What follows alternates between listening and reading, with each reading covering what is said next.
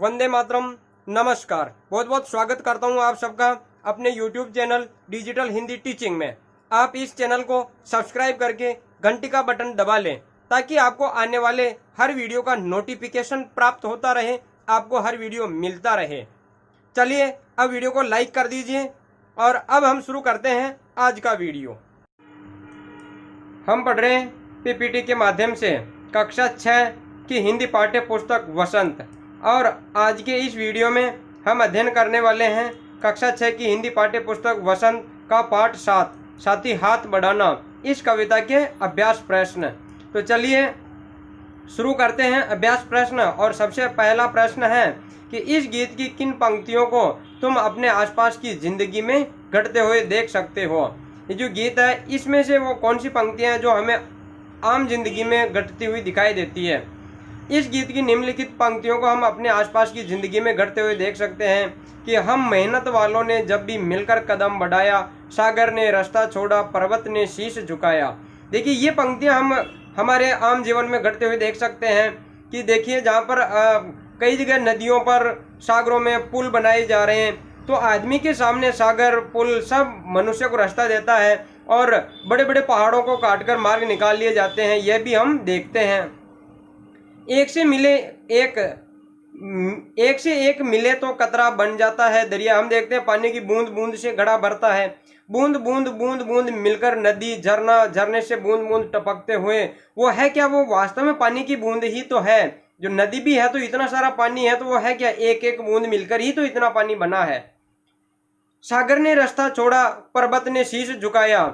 साहिर लुधियानवी ने ऐसा क्यों कहा है, लिखिए। तो ऐसा कहने का कारण क्या है। देखिए शाहिर ने निम्नलिखित कारणों से ऐसा कहा कि परिश्रमी व्यक्तियों ने असंभव कार्य को भी संभव कर दिया है और मेहनती व्यक्ति को प्रत्येक काम में सफलता मिलती है। परिश्रमी व्यक्ति कठिन परिस्थितियों को भी अपने अनुकूल बना लेता है। इसलिए शाहिर लुधियानवी कहते हैं कि पर्वत भी हमें रास्ता देता है, शीश झुकाता है, वह नीचा हो जाता है, काट देते हैं लोग, जड़ से ही उखाड़ देते हैं। पर्वतों में देख लीजिए बड़ी बड़ी खाने हैं, पत्थर निकाल रहे हैं, पूरे पर्वत को ही खत्म कर दिया।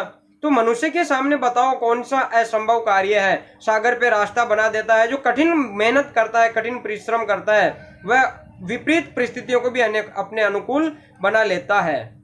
तो इसलिए शाहिर लुधियानवी कहते हैं कि सागर ने भी रास्ता छोड़ दिया, जाओ भाई मनुष्य तुम जाओ, मैं हार माना, और पर्वत भी शीश झुका देता है।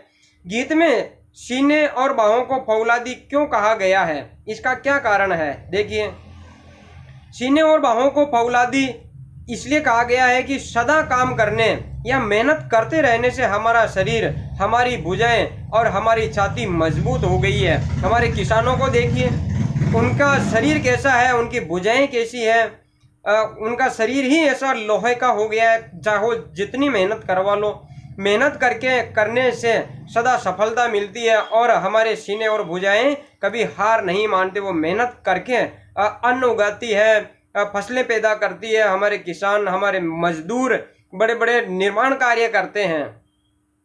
अपने आसपास तुम किसे साथी मानते हो और क्यों, इसके मिलते जुलते कुछ शब्द खोजकर लिखिए। साथी शब्द से मिलते जुलते कुछ शब्द खोजकर लिखने हैं। और कौन सी चीजें हैं जिन्हें हम साथी मान सकते हैं। अपने आसपास हम अपने परिवार, अपने मित्रों, सभी परिचितों, सभी मनुष्यों, पशु पक्षियों और जीव जंतुओं को अपना साथी मानते हैं। कई जगह देखिए आप, जो कुत्ते, छोटे छोटे कुत्ते पालते हैं तो कुत्ते को भी ऐसे रखते हैं जैसे कि परिवार का सदस्य हो। गाय पालते हैं, गाय को ऐसे रखते हैं। बकरी पालते हैं, बकरी को ऐसे रखते हैं जैसे बिल्कुल परिवार का सदस्य, अपना साथी हो। किसी के यहाँ गाय मर जाती है तो घर वाले रोने लगते हैं, क्योंकि उसे इतना लगाव हो जाता है। क्योंकि ये सब हमें काम करने, मेहनत करने के लिए प्रेरित करते रहते हैं, इसलिए हम इन्हें अपना साथी मानते हैं और इनसे हमारा लगाव हो जाता है। साथी शब्द से मिलते जुलते अन्य शब्द है सहयोगी, संगी, सहचर, मित्र, सहगामी, आत्मीय। ये साथी से मिलते जुलते अन्य शब्द है। अब देखिए आगे का प्रश्न हम देखें, 5वां प्रश्न। अपना दुख भी एक है साथी, अपना सुख भी एक।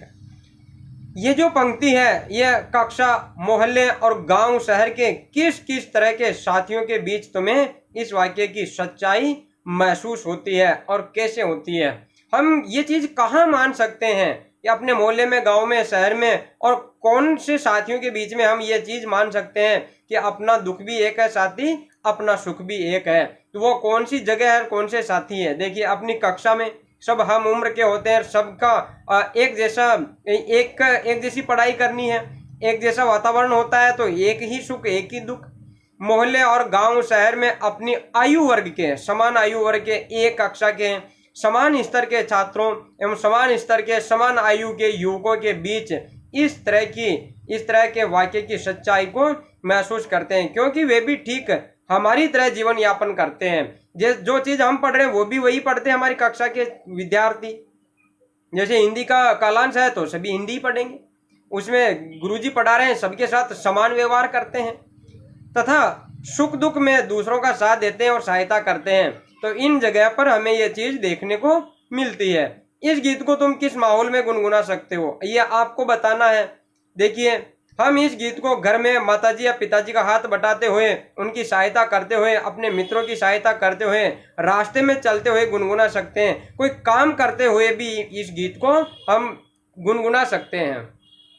और कहावतों की दुनिया में ये जो हमारे पास कहावतें दी गई है, एक अकेला चना भाड़ नहीं फोड़ सकता, एक और एक मिलकर 11 होते हैं। ऊपर लिखी गई कहावतों का अर्थ गीत की किन पंक्तियों से मिलता जुलता है, और दूसरा, इन दोनों कहावतों का अर्थ कहावत कोश में देकर समझो और वाक्य में प्रयोग करो। ये दोनों कहावतें, पहले हम क्या देखते हैं उत्तर। ये दोनों कहावतें जो है, इन दोनों कहावतों का अर्थ हमारी कविता में कौन सी पंक्तियां प्रस्तुत करती है, इन दोनों कहावतों से कौन सी पंक्तियां हमारी मिलती जुलती है। तो पहली कहावत है, अकेला चना भाड़ नहीं फोड़ सकता। इसकी मिलती जुलती पंक्ति है, एक अकेला थक जाएगा मिलकर साथ बटाना। ये जो पंक्ति है, एक अकेला थक जाएगा, अर्थात एक अकेला चना भाड़ नहीं फोड़ सकता, अकेला आदमी काम नहीं कर सकता, अकेला थक जाएगा, अकेला सारा काम पूर्ण नहीं कर सकता, कर तो सकता मगर थक जाएगा, साथ हो तो और भी अच्छा हो सकता है। दूसरी कहावत, एक और एक 11 होते हैं। इसकी मिलती जुलती पंक्तियां हैं, देखिए, एक से एक मिले तो कतरा बन जाता है दरिया, एक से एक मिले तो जर्रा बन जाता है सहरा, एक से एक मिले तो राई बन सकती है पर्वत। अर्थात एक और एक मिले तो एक एक एक एक करके 11 हो सकते हैं, 111 भी हो सकते हैं। ये अर्थात संगठन में शक्ति होती है, एक एक करते बढ़ते जाते हैं भैया, एक एक एक बढ़ते ही जाते हैं, संगठन बन जाता है। तो एक एक एक बूंद करते करते दरिया बन जाता है, एक एक मिट्टी का कण करते करते रेगिस्तान बन जाता है, एक एक धागे को, एक एक फूल को मिलाएं तो सहरा बन जाता है, माला बन जाती है, एक एक राई को जोड़ते जाओ तो पर्वत बन जाता है। अर्थात मिलकर करने से असंभव कार्य भी संभव हो जाते हैं। देखते हैं, आगे बढ़ाते हैं हम कहावतों की दुनिया को। इधर कहावत और इधर कहावत का अर्थ और वाक्य प्रयोग। ख था ना, अब ख का हम देखते हैं कहावत, और कहावत फिर से वाक्य प्रयोग करते हैं। अकेला चना भाड़ नहीं फोड़ सकता, इसका देखिए अर्थ तो क्या है, बड़े कठिन कार्य को एक आदमी नहीं कर सकता। कोई बड़ा कठिन कार्य हो तो उसे एक आदमी नहीं कर सकता। वाक्य प्रयोग देखिए, देश से गरीबी हटाना अकेले वित्त मंत्री के वश की बात नहीं है, क्योंकि अकेला चना भाड़ नहीं फोड़ सकता। सहयोग के बगैर, लोगों के सहयोग के बगैर काम नहीं हो सकता। दूसरा देखिए, एक और एक 11 होते हैं। इस कहावत का अर्थ और इसका प्रयोग देखते हैं हम। अर्थ है, संगठन में बड़ी शक्ति होती है, संगठन में बड़ी शक्ति होती है। प्रयोग देखिए, गांधीवादी समाज सुधारक अन्ना हजारे के आह्वान पर देश के करोड़ों युवा भ्रष्टाचार के खिलाफ एकजुट हो गए और सरकार को विवश कर दिया। सच है कि एक और एक 11 होते हैं, अर्थात इतने लोग मिले तो सरकार को झुकना पड़ा, सरकार को विवश कर दिया अन्ना हजारे के आंदोलन पर, क्योंकि पूरा देश साथ हो गया था, समाज के सारे लोग उनके साथ हो गए थे। तो एक एक एक कर करके गांधी जी अकेले शुरू हुए थे और उनके साथ में नमक का कानून तोड़ने के लिए, दांडी मार्च के लिए अकेले रवाना हुए, लेकिन पहुंचे तब तक उनके साथ में हजारों लोग हो गए थे। एक एक करते करते पूरा समूह बन गया था, संगठन बन गया था, और जब सारे लोग एक साथ हुए तो सब कार्य आसान हो गया। नीचे हाथ से संबंधित कुछ मुहावरे दिए गए हैं, इनके अर्थ समझो और प्रत्येक मुहावरे से वाक्य बनाओ। देखिए, हाथ से संबंधित मुहावरे हैं। हाथ को हाथ न सूझना, ये मुहावरा है। हाथ से हाथ शब्द का प्रयोग हुआ है। हाथ साफ करना, हाथ पैर फूलना, हाथों हाथ लेना और हाथ डालना, हाथ लगना, इनका अर्थ क्या है और इनसे मिलते जुलते हमें वाक्य प्रयोग भी करने। ये सारे मुहावरे हाथ हाथ से बने हुए, हाथ शब्द से बने हुए हैं। देखिए, हाथ को हाथ न सूझना अर्थात इसका अर्थ है इस मुहावरे का कुछ भी दिखाई न देना। देखिए वाक्य प्रयोग देखिए, गुप्त अंधेरी रात में हाथ को हाथ नहीं सूझ रहा था, यानी कुछ भी दिखाई नहीं दे रहा था, पास वाली चीज भी नहीं दिखना। हाथ को हाथ न सूझना यानी बिल्कुल पास वाली चीज भी न दिखना। तो गुप्त अंधेरी रात में हाथ को हाथ न सूझ रहा था। हाथ साफ करना यानी चुराना या मार लेना। देखिए प्रयोग देखिए, चोरों को मौका मिलते ही तुरंत हाथ साफ कर गए, जैसे ही मौका मिला हाथ साफ कर गए, चोरी कर गए। हाथ पैर फूलना यानी घबरा जाना। प्रयोग देखिए, अचानक ट्रक को सामने देखकर मेरे तो हाथ पांव ही फूल गए, घबरा गया। देखिए हाथों हाथ लेना अर्थात बहुत आदर सम्मान करना, स्वागत सत्कार करना। प्रयोग देखिए, विजयी खिलाड़ियों को लोगों ने हाथों हाथ लिया। हाथों हाथ लेना यानी वो नहीं है ये हाथों हाथ लेना यानी तुरंत लेना, वो तो मुहावरा नहीं होगा, ये अर्थ होगा। तो हाथों हाथ लेना यानी तुरंत ही लेना, हाथों हाथ लेना तुरंत लेना, तो यह मुहावरा नहीं है। लेकिन मुहावरे का अर्थ क्या होगा? सम्मान करना, स्वागत सत्कार करना। तो जो खिलाड़ी जीत गए उनको हाथों हाथ लिया, उनका खूब स्वागत किया। हाथ लगना यानी कुछ मिल जाना। प्रयोग देखिए, परिश्रमी लोगों को सफलता हाथ लग ही जाती है। जो परिश्रम करेगा उसे सफलता, उसके हाथ लगेगी सफलता। अब देखते हैं हम भाषा की बात, और भाषा की बात में हम सबसे पहले देखते हैं, देखिए हाथ और हस्त एक ही शब्द के दो रूप है। नीचे दिए शब्दों में हस्त और हाथ छिपे हैं। शब्दों को पढ़कर बताओ कि हाथों का इनमें क्या काम है। देखिए हाथ घड़ी, इस शब्द में हाथ छुपा हुआ है ना, हाथ हथौड़ा, इसमें भी देखिए हाथ शब्द छुपा हुआ है। हस्तशिल्प, इसमें हस्त शब्द छुपा है, लिखा है ना कि नीचे देखिए शब्दों में हस्त और हाथ छिपे हैं, छिपा हुआ है। देखिए इसमें आपको हस्तक्षेप, हथौड़ा, इसमें हाथ दिखा नहीं है, दिख नहीं रहा है स्पष्ट रूप से, लेकिन इसमें छुपा हुआ है। हस्तक्षेप इसमें छुपा, निहत्ता इसमें देखिए हाथ शब्द छुपा हुआ है। हथकंडा, हस्ताक्षर, हथकरघा, इनमें हाथ का क्या काम है, हाथ शब्द इनमें क्यों आया, इसका कारण देखिए। देखिए सबसे पहला शब्द है हाथ घड़ी। अब ये शब्द, इसमें हाथ का क्या काम है देखिए। जो घड़ी हाथ या कलाई पर पहनी जावे उसे बताने के लिए हाथ घड़ी इस शब्द का प्रयोग करते हैं। हथौड़ा, देखिए हाथ में पकड़ा जाने वाला एक औजार, उस औजार के बारे में बताने के लिए हथौड़ा शब्द का प्रयोग किया जाता है, जो कि हाथ शब्द इसमें छुपा हुआ, हाथ शब्द से बना है। हस्तशिल्प, हाथ से की गई दस्तकारी को बताने के लिए हस्तशिल्प का प्रयोग किया जाता है इस शब्द का। दस्तकारी, कलाकारी। देखिए हस्तक्षेप, अनावश्यक दखल देना, अनावश्यक टांग अड़ाना समझ लो, तो अनावश्यक दखल देना यह बताने के लिए हस्तक्षेप शब्द का प्रयोग किया जाता है, जिसमें हस्त या हाथ, हस्त भी तो एक ही शब्द है, हाथ से बना है, हस्त से बना हाथ। निहत्ता, जिसके हाथ में कोई हथियार न हो अर्थात हाथ से बना है। देखिए ये बताने के लिए जिसके खाली हाथ आया हो या जिसके हाथ में हथियार न हो उसे बताने के लिए निहत्ता शब्द का प्रयोग किया जाता है। हथकंडा यानी गलत तरीका अपनाए जाने को बताने के लिए हथकंडा शब्द का प्रयोग किया जाता है।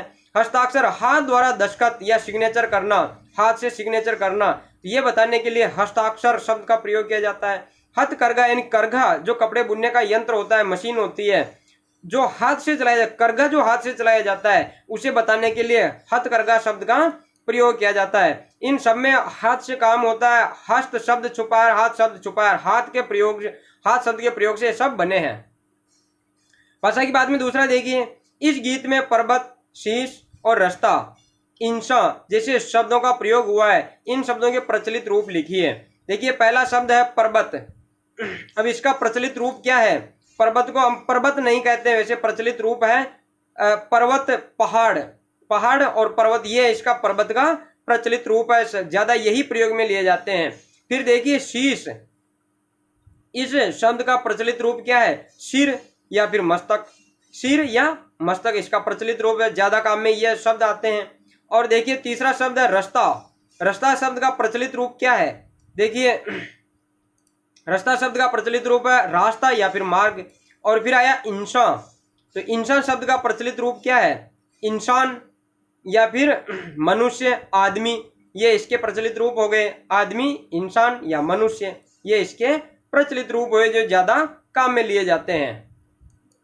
अब देखते हैं भाषा की बात को हम आगे बढ़ाते हैं और इस भाषाईवाद में तीसरा देखिए, कल गैरों के खातिर की, आज अपनी खातिर करना। इस वाक्य को गीतकार इस प्रकार कहना चाहता है कि तुमने कल गैरों के खातिर मेहनत की, आज तुम अपनी खातिर मेहनत करना। इस वाक्य में तुम करता है जो गीत की पंक्ति में छंद बनाए रखने के लिए हटा दिया गया है। देखिए, कल गैरों के खातिर की, इसमें तुम कहाँ आया, तुमने कल गैरों के खातिर मेहनत की, यहाँ छुपा हुआ तो है, उसके लिए कहा गया, तुम के लिए ही। तो उपयुक्त पंक्ति में रेखांकित शब्द अपनी, ये जो अपनी है ना, ये का प्रयोग, अपनी शब्द का प्रयोग करता तुम के लिए किया गया है। तुमने कल गैरों के खातिर की, तुम आज अपनी खातिर करना। अपनी किसके लिए आया, तुम के लिए। जो करता कौन है, तुम। गैरों के खातिर मेहनत किसने की, तुमने। तुम शब्द आया ना, तो करता है तुम, कार्य करने वाला। और अपनी खातिर करना किसके लिए, तुम के लिए आया, तुम अपनी खातिर करना, तो ये उसके लिए प्रयोग हुआ है, इसलिए ये सर्वनाम है। अपनी जो शब्द है ये सर्वनाम है और तुम करता हो गया वहां पर।